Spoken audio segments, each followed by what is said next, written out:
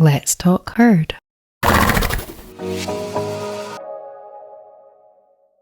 No, there's just what is. There's, in a way, any way is the right way because it's always an opportunity. It's just different kind of shades or different pathways. Or that reminds me of the root system again. So that's a bit the root system. That reminded me of your flashlight in your car when you got flashed. This choice that we have. Yes. Of how we want to hear the story. Maybe it's a bit like an Andy Warhol painting as well. Like we can choose the colours that we want. So the kind of the form, if you like, is the same, but we can choose to see it under lots of different colours, and that will essentially change the vibration. Yeah.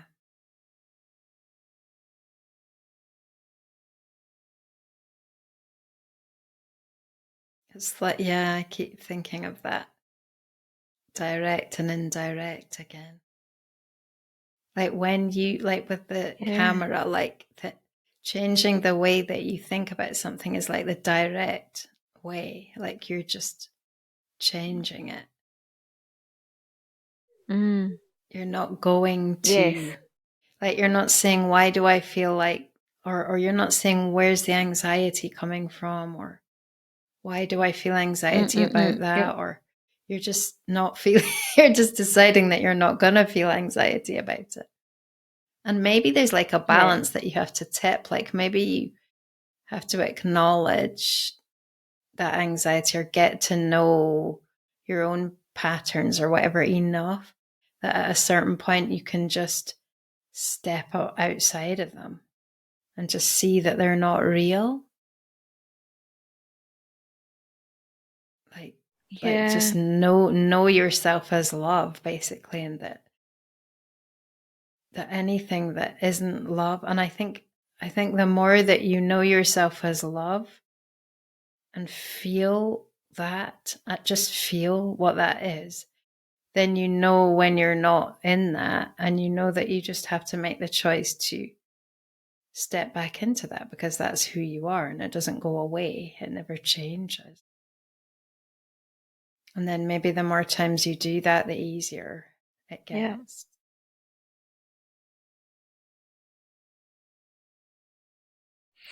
It is beneficial, isn't it, to feel the contrast. And it's true that, for example, if we want to really appreciate a particular colour, then putting it next to other colours will change the way that we absorb it. So contrast is really, really important, isn't it? It's just as important as it is to absorb the beauty, as we were talking about earlier. It's just as important to welcome the opposite of that and to feel it and to acknowledge its potential, its existence, because it's an equal part of and what is. That, and that's and goes into the context of other people's opinions as well. Like if that physicist didn't have that opinion about animals, then it wouldn't make my opinion feel so, or maybe opinion's not the right word, but my experience of it so kind of relevant feeling. Like it wouldn't be so. That's right. What's the word? Like it wouldn't mean as much. So I think that's a sort of, it wouldn't have so much power. Yeah, and we do have that stumbling block as humans that we're so threatened by stuff that's different from us. But if we didn't have all the different, like all the mix of all these different people and all their different opinions and all their different like inner guidances and everything, then there just wouldn't be, we wouldn't know who we were, would we? Because we, like you say, you can That's only it. know, Yes. yeah, you can only know yourself in contrast with what's around you and what Yeah. feels right. So if you see someone doing something that you don't resonate with, it doesn't make it wrong or right. It just means that you know better what you resonate with. And if something inspires you, it's the same thing. It helps you know better what feels good for you. So it's like, it's just like a constant, it is like a sort of an externalization of our guidance system. So I don't suppose we can never have like a world where everybody's in the same political party and everyone has the same. I mean, maybe we can be less like in our minds, but we need to have all of the different viewpoints and the different ways of doing things, because that's where the power of it all is. Like, yeah. It's a really interesting question, isn't it? Contrast and how we live it. I just had the thought that contrast is like disease is contrast, isn't it? Yeah, totally. And just the fact that disease or any type of contrast, really, feeling annoyed at someone, is an opportunity to hear a bigger message about our potential and the potential for expansion. And the contrast is just there to really boost us towards that expansion, I think. That's what we're coming back to, the recentering, isn't it? It's like that instability. It's almost like we need to provoke it in order to come back again. I think you said earlier, come back again in a more powerful way. Like falling apart and coming back together again. Because it's only when you falling apart. So that, like it's only when you fall apart into into a more of a state of potential, like less defined. You go into that less defined state of being that you can then change and come together. Oh goodness, yeah. Yeah, like it's a bit like Lego or something. Like if the Lego breaks up into all the little bits, then you can build something else and more, like even more like representative of who you are. So there's something in the individuation,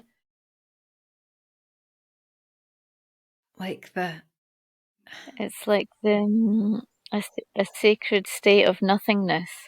Yeah. Which is full of potential. Yeah. Because there is no limiting format. Yeah. But within that. It's so restful. Yeah. But then we get to also create ourselves within that. So it's not like we have to stay just. It's almost like becoming a human or becoming in a body. Embodying is exactly that. Like what we've done is we've come out of that spirit space of pure potential.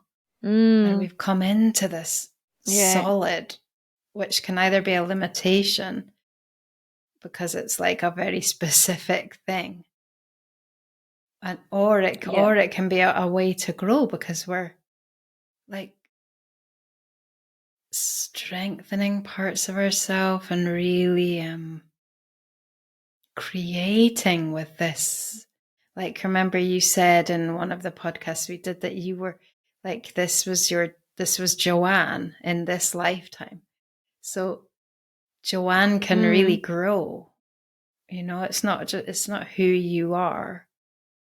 It's just a part of you that you've decided that you've chosen to embody and like really expand and become to your full potential. So yeah, it's like, it's funny because it's like a kaleidoscope, isn't it? It's like there's this like myriad of ways that the same thing is expressed. Oh, Yeah, it's amazing. Yeah. Yeah. What parallels. I can really feel that myriad of ways, yeah. Um, and thinking about that sacred space of nothingness, and yet the fact that we are creators. And I know that the creation happens by coming into that sacred space of nothingness. So that's where the full potential lies. And I suppose that's our movement, isn't it? Constantly coming back to that nothingness in order to expand again, and then we come back to nothingness to expand again. And so it goes on. It's kind of like a feeding process. It's like you fill back up again with potential, and then you take that potential out and like do something with it. Yeah. Or like, yeah, and then you kind of Yeah, go and then you back get in again. really hungry again. Yeah. Yeah. And I think healing can kind of become, in a way, healing or disease is almost like when you get so unbalanced because you're not replenishing yourself enough that you get so unbalanced that your body starts to sort of literally fall apart and your mind starts to fall apart because, and it's almost like it's taking you back there, like whether you like her or not, like what happened with Kumara, it kind of became so serious that you had to go back to the potential. And that's the process. So I think if you kind of replenish yourself, if you keep it more balanced, then maybe you don't really suffer that much actual disease because you're replenishing yourself often enough. You know, you're just kind of doesn't get that far out of kilter before you kind of go back into source. I think that's what horses do. Like when they're in a herd and they're able to rest together, they're always replenishing back into that sacred, that just that pure potential. So they're just able to just regenerate themselves. And they just don't really get ill very often. Yeah, true. Yeah. I was thinking about that with Ouhmia today when we went out for the walk. I wanted her to walk with me lined up to her withers, and it wasn't working.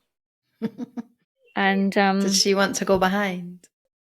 well, when I eventually I was so happy just to be outside and be with her that I just started to stroll along, you know, and she chose her place. So she wanted to have her head kind of just next to my waist.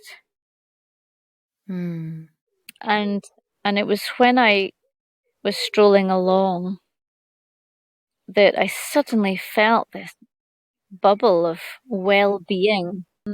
I started to feel this bubble of well-being, and you know, don't you, when you're in the zone, you just feel it from your toes to your tip of your head, and and I totally felt that. I was saying to her, "Gosh, you have so many things going on in you, all through your body." She was looking all around her, and you know, just like a sponge. And it was just enough for her just to do that and be with me. Just doing that in my presence, that Yeah. was, Oh my God, that's you just know, like the full podcast that I capacity. just did. We were talking about the pause, like pausing and how fundamental that is just to be able to just Yeah. stop and listen. And I think it sounds like she was doing Yeah. that and asking you to do that with her. Yeah. Yeah. So powerful. Mm-mm-mm. And because I was feeding, because that's why I was speaking about it, that notion of feeding, replenishing, and because I was really replenishing her in that process that she was going through, I was positioning myself to allow her to process everything in a way that was feasible for her, you know, and it wasn't too uncomfortable. It was allowing her to make the most of that process, in fact. So it was a difficult process for her because she was out of the herd. She was in a place she didn't know. She's not been outside at all for the last few years. And so just my presence of being able to facilitate her and replenish her, it meant that it was really successful. Yeah. It meant that she went outside and she did what she had to do. And she could feel that I was there to help her do what she had to do. Yeah. You're like the anchor. And on the way back, I noticed a difference. So it took us about 10 minutes to walk to the end of the lane. And then we had a pause. And we're just looking around, just standing, and she was just looking around. Her big eyes. And then on the way back, I don't know, there was just this trust and this listening. So she was still processing, but she had felt me coming. Oh, here's Sky coming to join us. Sweetheart. She had felt listened to and that she could depend on me. And so on the way back, she positioned herself so that her 4 feet were next to my feet. So I was almost at her withers. And she did it. It's almost She did like it. she was able to sort of receive your invitation at that point. Yes. Yes. And I felt that with the strength and in the presence, when I talk about strength, it's like being anchored, that I had offered her, she used that anchor to give something back to me or to join to me. That's how it felt. Yeah. It was lovely. Exactly. Yeah. To be able to, it's like having something to give, isn't it? When you're in that place where you're full enough and you're replenished, then you've got that to give. Yes. You've got that to kind of, and that is unconditional love. It's not. It's not attached.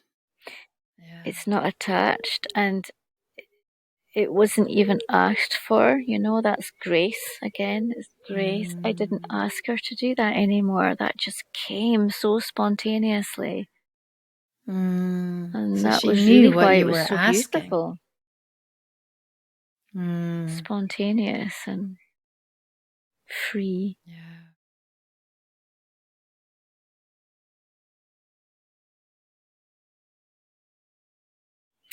Yeah. And It's amazing because there's so much.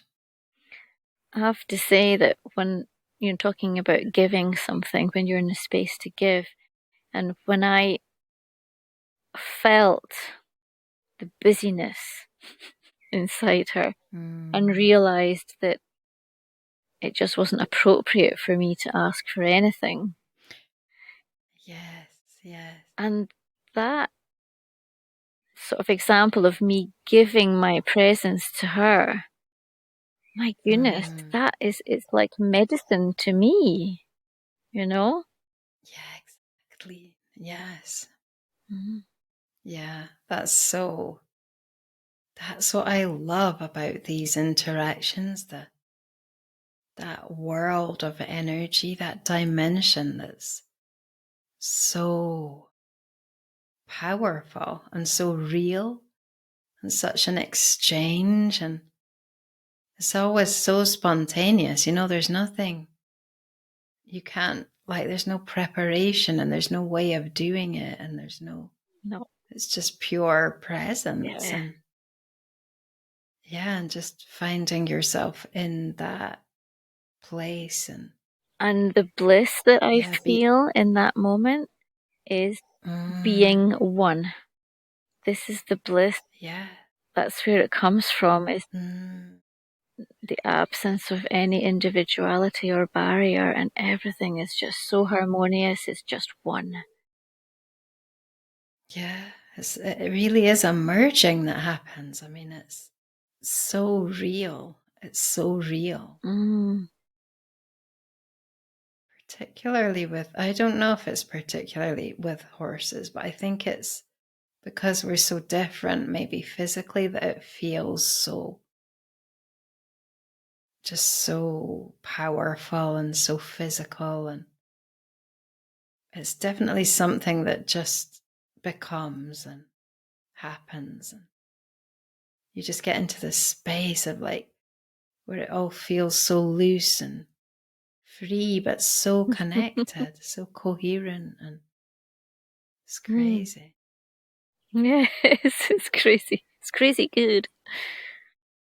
And it's something you expand into. You don't squash the circumstances down or control them down into it. You can't do that. You have to almost expand them out and to become this expansion that then just aligns. You just align with each other. And you realize that it's almost like you feel each other's feelings. And yes, totally. Yeah. And personally, when I feel myself in that bubble, it's almost like all the circumstances are so far away, I feel just us in this beingness, and everything takes on a kind of dreamlike quality. It's otherworldly. Yeah. It is. It really is.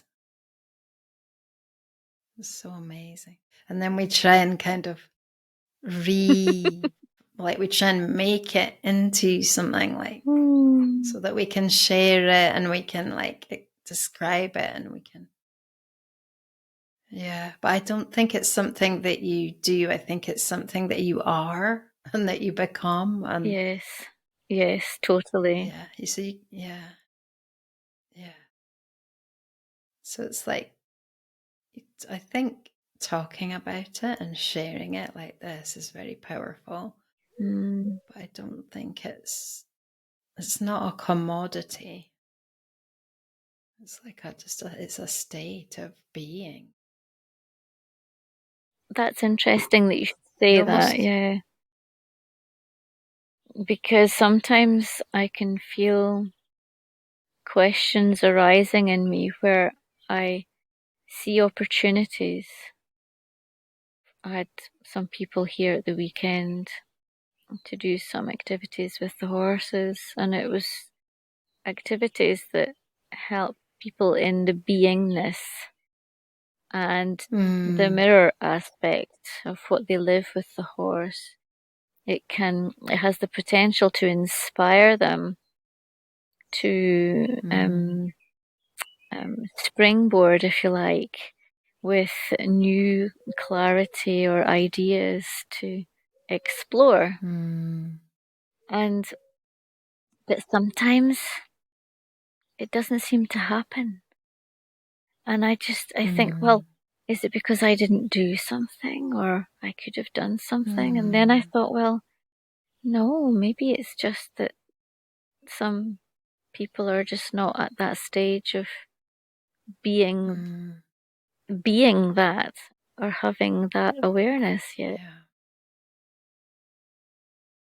Yeah. It's like what we said about you don't miss opportunities with disease or with, injuries or accidents or anything like that. It's just, it's part of the process. So, if you could see, I think if you could see how it still helped them, like how it became them, or they became, even though it doesn't maybe become something that you can actually perceive. Right. It's still so, you don't know, it could be light years in their evolution as a human. That's true, actually. I think, if I imagine it as an energy color that's just pinpricked into their existing color, and you can start to see it mixing, then, without actually seeing changes of behavior or attitude or words, because that's much further down the line. But so maybe it's just a question of feeling that movement and having faith in that movement. Absolutely. Yeah, because sometimes I think I know that I do this, that I'll completely misjudge a situation, just not see, assume, make assumptions, because that person didn't give the feedback, or and it's kind of like your own ego, isn't it? It's your own insecurity. Own insecurity. And then you realize later on, oh my God, I totally misjudged what went on there, or what was taken from it, or what was. And then the other way as well, you can think that all this happened and it didn't really in the way that you thought. So yeah, I think it's just, that's part of the sort of thing of being able to just let go of attachment of any expectation about what happens or doesn't happen. That is quite tough, I think, for us as humans. Well, I suppose if we more and more can see it as an opportunity, just to find our center anchor, transform it, and to know that it's not about us. We didn't engineer the meeting of these people and these horses, or it's not our responsibility. We've got this part to play. I often have to sort of remember that again, that it's about all of us and we're all doing this together. And the horses remind me about that all the time, because it's not just my thing that I've decided that I want to do, that I'm the bearer of it all. I can do it right or I can do it wrong. It's not. It's almost like we all came together to create the existence that we're aware of, all of us. And we're all we've all got a part. It's just like the orchestra, isn't it? All of the instruments are important. Yeah.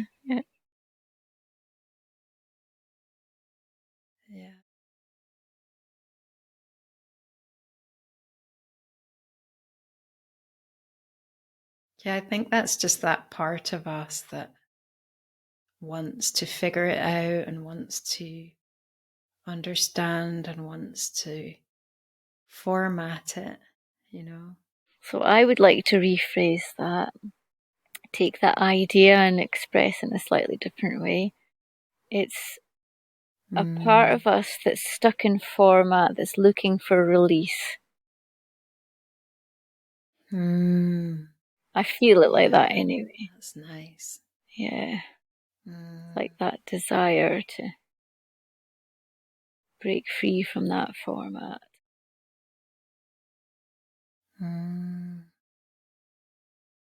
Yeah, because that feels, it's like when the format is no longer serving you. So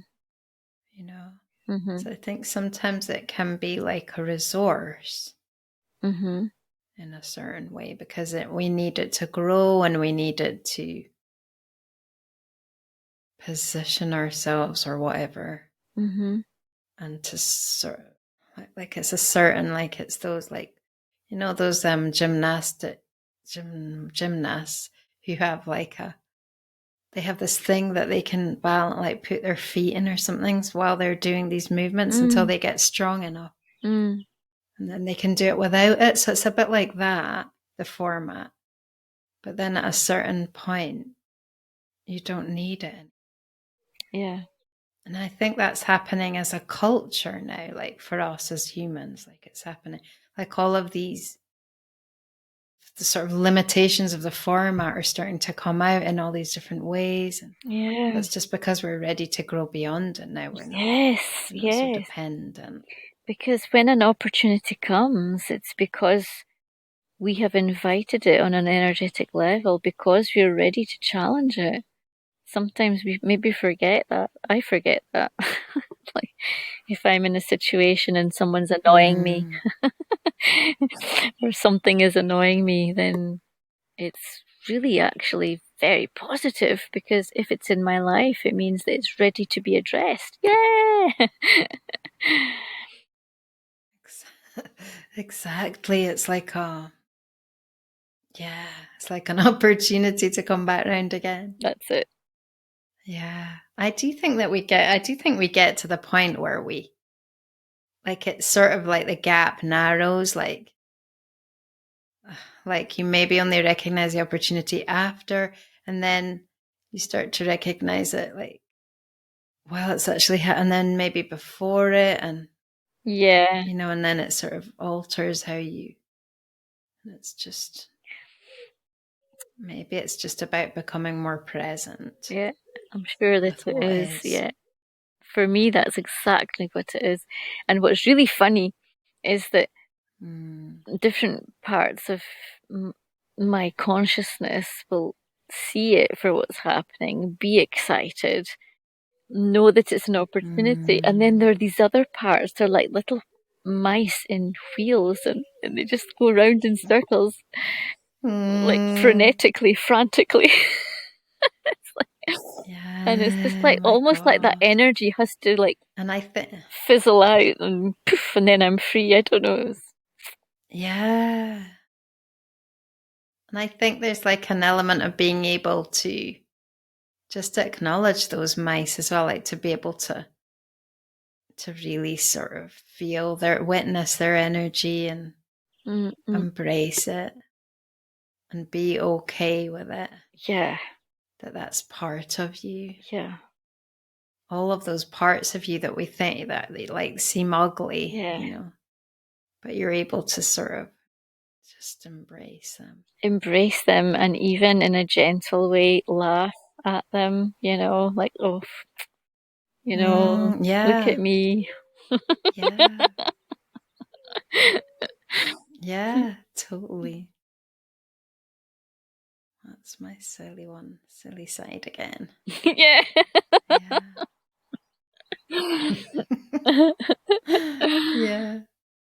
Well, I kind of do that about when I think about how, like, what was the word? It was not really incredulous, but it was like with that guy when he said that animals don't have a sense of time. It was like, how dare you think that?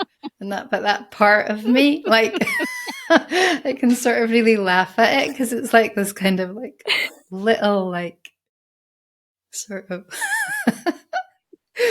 little kind of, you know, you don't know what you're talking about. But it's like a little, just like a little kind of mouth that's just like so kind of, it's almost like there's something in that, isn't there? Like that when you think of it as the energy of it, it's like a thing that's emitting, it's not receiving. Yes. So I think those parts of like our ego is always emitting, it never receives. Yes. Resisting. It's almost like I remember I read this book once. Oh, what was it? It was called Interstellar Pig. And it was about, I don't even remember, but it was about this sort of thing that was like an alien, and I can't remember the ins and outs of it, but in the end it turned out that this thing was just a recording device. It didn't have any kind of power or Right. individual or any sentience in a way.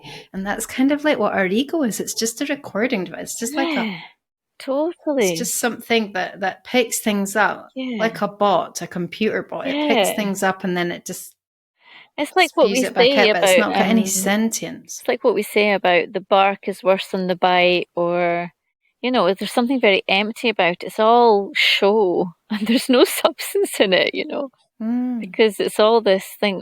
Yeah, it's Oh my just, goodness, I yeah, need to resist that. yeah, Yeah, yeah, the need to resist. yeah. Yeah.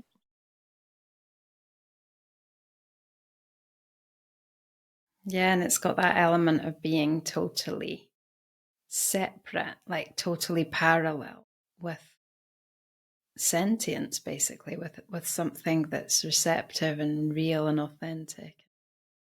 So I think you just can't really be in both places at the same time with it. Yeah.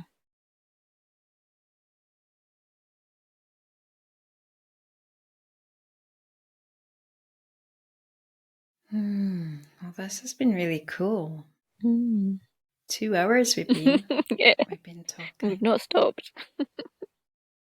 No, it doesn't really feel like No, 2 hours. it doesn't at all. No, Feels like a short hour. it's so easy. Mm. Yeah. Mm. Yeah. I think we probably, well, I don't know, I was going to say covered the subject, but Well, I think you could talk about it for a yeah, lifetime. yeah. We've gone. It's always, that's what I love about it. It's always like a whole new path, and it's just like, let's do a whole new path today. And it's just, it's new and it's not, and it's, Mm. yeah, it's really cool. Yeah, and there's always different layers. You can come Yeah, back to the same subject and discover different nuances. absolutely. And then I suppose we're changing all the time as well. That's it, yeah. Maybe, in a, however long certain time, we'll come back to the topic of contrast and resistance and the gifts and that. Mm, Resistance being like, yeah. disease and sickness. Mm. Yeah, that's a whole other like way of looking at it that Mm. we didn't even go into. We kind of So yeah, we can. skirted around it a little bit. We spoke a little bit about it. Yeah, Mm. I suppose we did, but it was just in a different Yeah, way. yeah. Because that's quite profound and very rich, I think, seeing that potential. When Mm, you start to see like yeah. real potential on that side of what you would say the two approaches and the craniosacral. Yeah. Yeah. Because it's true that today there's an awful lot of talking about what is it, letting go and connection and Mm, um yeah.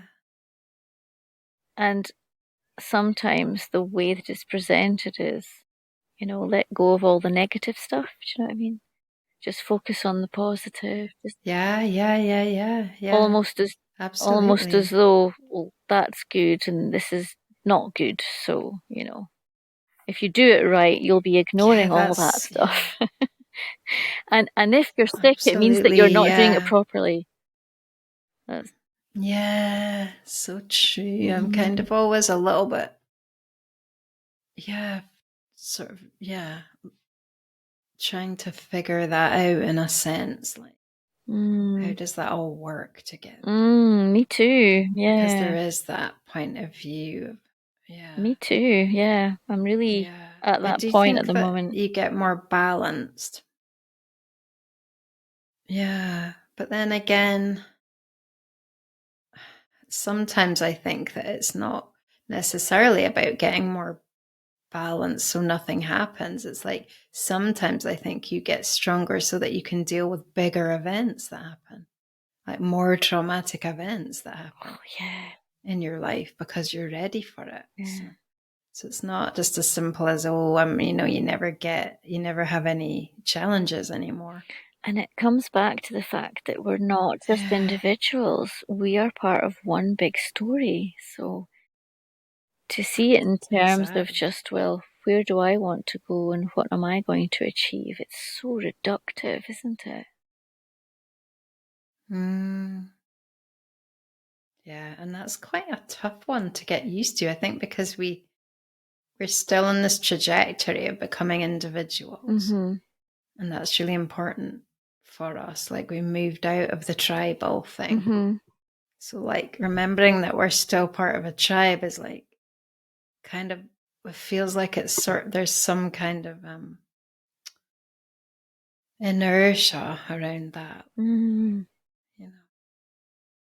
Sometimes, but then it feels really good as well. Yeah. Collaborative nature of everything is like, that's the whole point of everything. And like the merge that we were talking. I'd be really interested in discovering, maybe that's because I'm about to do it, but just having a vision that goes beyond Joanne and seeing, what it's almost like when you zoom in on a painting and you look at a little detail. And then as you zoom back, you see where that detail is and what it's part of. And Yes. I think we definitely do that when we move out of the body. Yeah. I'm pretty sure that, and I don't know how much some people do, I think, do that before they, Well, the thing is that when I'm contemplating this contrast and, you have the sort of dis-ease on one hand and the ease, if you like, the freedom on the other. I think the only way really to start understanding the richness and the opportunity, the expression of this sickness, the only way to really embrace it fully is to start having that vision of that whole tapestry and taking that step back to start seeing all of it.